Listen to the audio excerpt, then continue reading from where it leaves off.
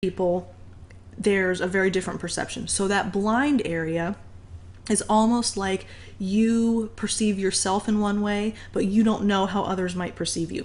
Now, the benefit of quadrant 2 is that quadrant 2 gets smaller as you learn how others see you. So in this specific instance, if someone tells you, no, Brenna, you're just a pack rat. No, I'm a collector. No, you're a pack rat. You're a hoarder, whatever. That gives me objectivity. That gives me a new perspective. It gives me the, almost alternative perspective of what is normal.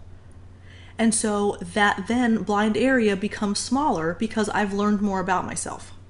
I've learned how others see me. So it's no longer so blind to me because I've been shown this is what others think. Quadrant 3 is the hidden area, meaning feelings about another person, embarrassing things that you've done. These are things that you are aware of, but you don't make that known. The whole concept there is it's not necessarily desirable to expose it all. And we talked about the verbal vomiter and the people that are willing to share way too much personal information with people that are not necessarily interested. So there are times when it is helpful to keep things about ourselves hidden.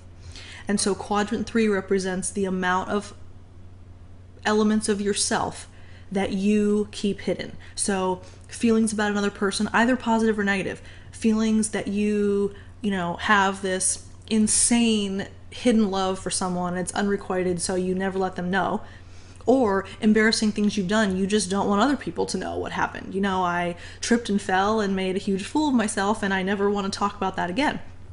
So those hidden things are things about ourselves that we're aware of, but we don't let other people know about. And then finally, quadrant 4 is unknown.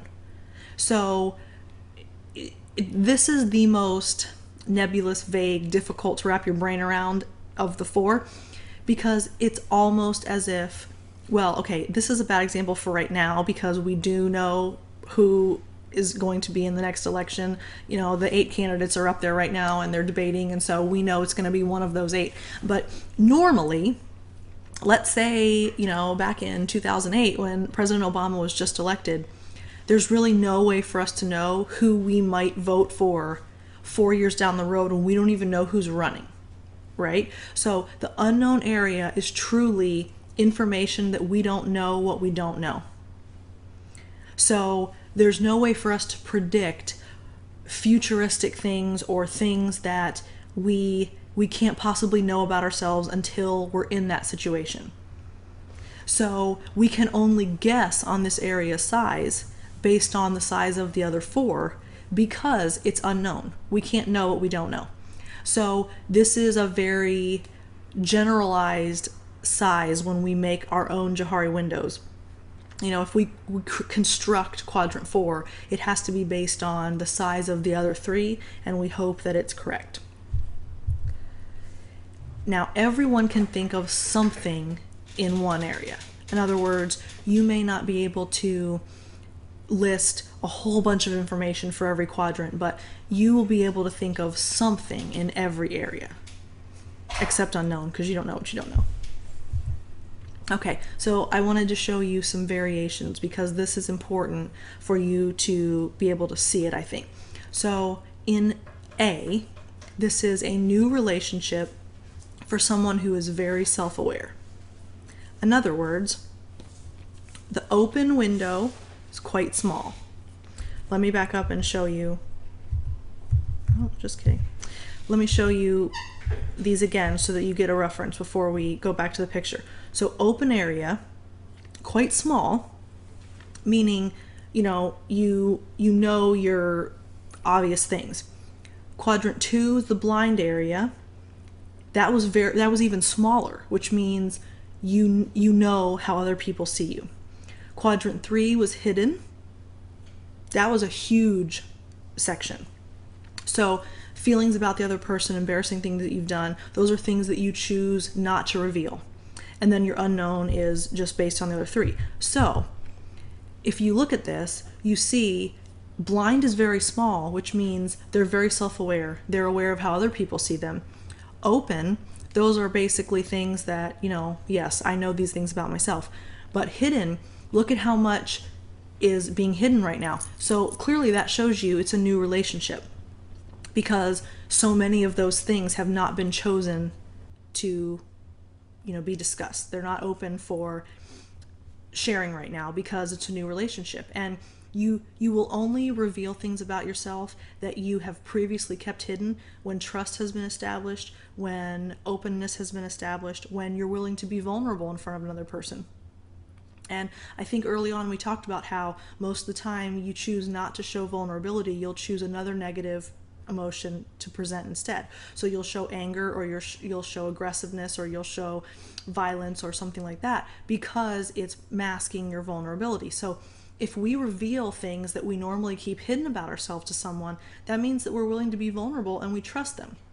In a new relationship, we usually don't have that trust yet. So there's a lot in the hidden window. Now in this example B, it shows a very intimate relationship. In other words, there's very, very little that is still hidden, and almost everything has been moved into the open category. So in this one, what's very obvious and willing to be shared is relatively small.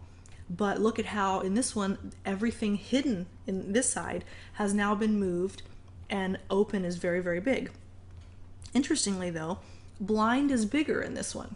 So obviously in this relationship, they're not quite as aware of how others see them. So they're not quite as self-aware, but it's definitely an intimate relationship because the open square is so big. And then of course, unknown is just based on the sizes of the other ones. So I think that is a very, very helpful tool in visualizing and picturing how all four work together, and how, things change and dynamically shift as the relationship changes. All right, so if we're thinking about characteristics of self, if we think in terms of gradual, then that's small increments. So when we're revealing characteristics of ourselves, why is it important to disclose slowly and incrementally over time? We talked about intimacy, self-disclosure, all of those things. So if we go in a gradual progression, small increments, why would you argue that it's important to disclose slowly and incrementally over time? And as a follow-up question, do we evaluate each increment? In other words, if it's disclosed slowly and incrementally over time, so there may be large gaps in between when those things are disclosed, do you think that that means we evaluate each increment more precisely, or more analytically, or with more focus? In other words, if we get a whole bunch of disclosure at one time, do we take as much time and energy to evaluate each of those? Or if it's spread out over time, does that give that as an option? When we reveal characteristics of ourselves, we move from less personal to more personal. And if we think in terms of levels, we've talked a lot about levels lately, elevator up, elevator down, the levels in a relationship, etc. So, but this is in terms of moving from less personal to more personal when we are disclosing characteristics about ourselves. So level 5, we're exchanging pleasantries, using cliches and conventional messages to establish rapport. Very early on in a relationship, very early on in communication. It's pretty neutral, it's pretty superficial. We're going to use our phrases and our pleasantries, and we just kind of stick with things that will allow us to establish a rapport but remain pretty removed. Okay, we move to level 4. That's when we exchange facts and biographical information. Now note, there's still not really any emotion involved in that.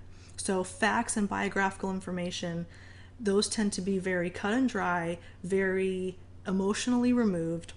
There's not a lot of vulnerability that is required to exchange that type of information. But it's still getting a little deeper than just the pleasantries. Okay, so then we move to level 3. We discuss attitudes and personal ideas. So now we're getting into a little bit more feeling driven, a little bit more emotionally driven. this may differ from the other person, which makes it a little bit more risky. Because if you start to discuss your attitudes and your personal opinions and your personal ideas, that's when conflict can come in, because there may be difference. So it's a little bit more risky. It involves a little bit more willingness to see how things are going to go. So then we move to level 2, where we start revealing personal things, such as fears, secrets, and attitudes about others. This is where real trust is involved.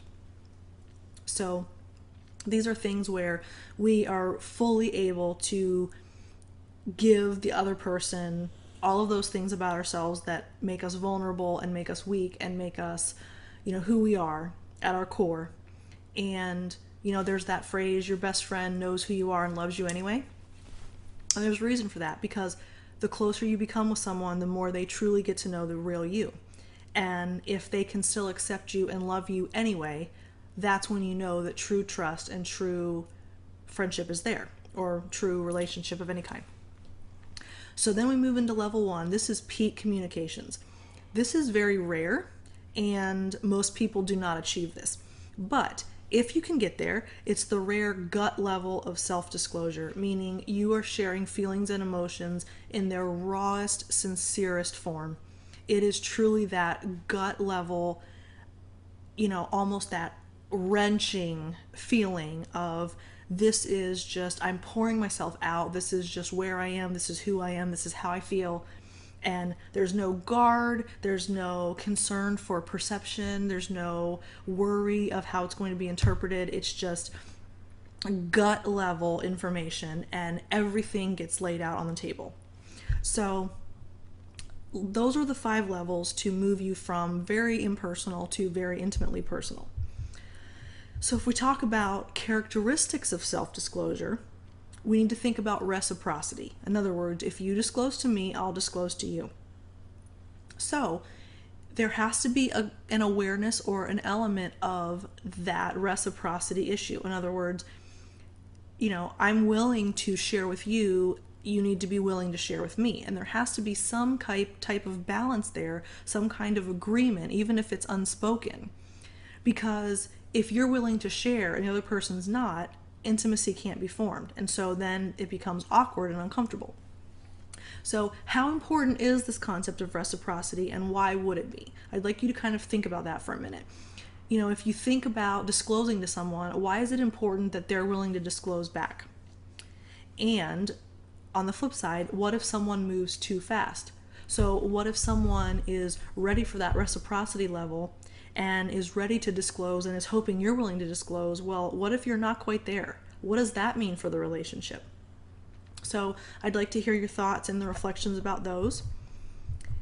And of course, there's then risk of rejection as a characteristic as well, because self-disclosure involves personal information.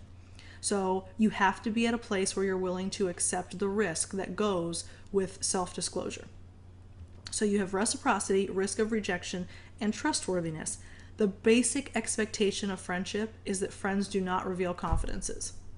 That is just at its core. If you can trust a person and you truly believe that they are your friend and they're a true friend, there is an unwritten rule, there's that unspoken code, whatever you want to say, you don't reveal confidences. What I tell you in confidence stays between you and me. To know something personal about someone is to have power over that person, which means you have to be trustworthy. And to know something personal about someone is a privilege. If someone is willing to share with you and be open with you, it requires a lot of courage, it requires a lot of vulnerability, it requires a lot of risk. And so they are trusting you and giving you the honor of knowing something about them. Now, sometimes you don't want that privilege or that honor, and that's fine. But that is still something that we need to be respectful of.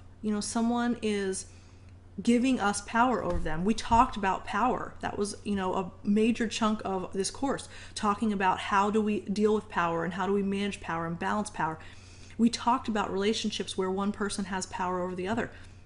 So if someone tells you something personal about themselves, they are essentially handing the power in the relationship over to you in that moment. That's a really tall order. So we need to be very gentle and very respectful and very cautious with those types of situations. Okay, so the activity for the week. The 10. I would like you to bring